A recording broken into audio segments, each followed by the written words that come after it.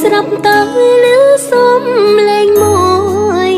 ធ្វើឲ្យខ្ញុំចាប់ផ្ដើមព្រួយលេងចង់គិតការងារអីគឺស្នូបេងដូងហាក់ដូចជួបពីបាត់អ្វីខ្ញុំសួរថាតើកើតថៃតែបេះដូងគិតតែយំ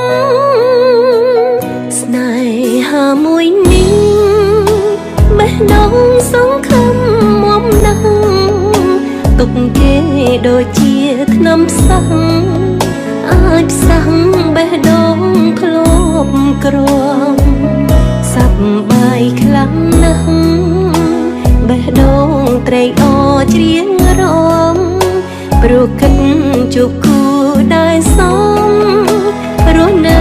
កំដរថ្ងៃមុខបេះដូងបាត់គ្នាវាយំរកគ្នាវាហើយថ្ងៃនេះមិនដេចឡើយ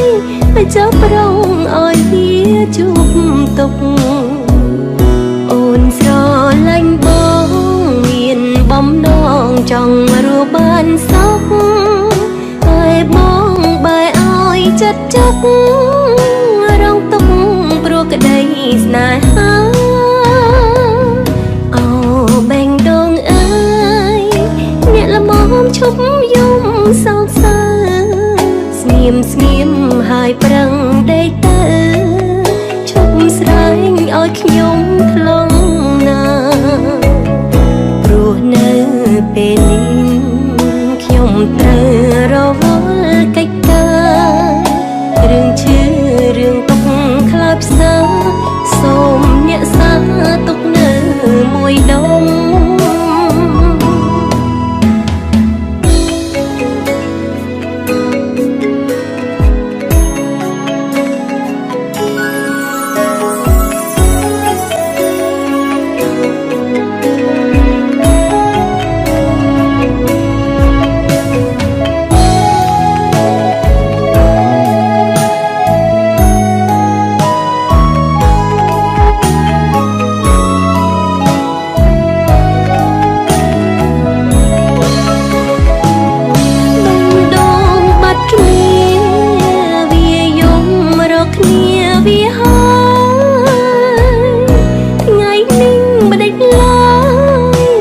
ចាប់ប្រងឲ្យវាជួបទុក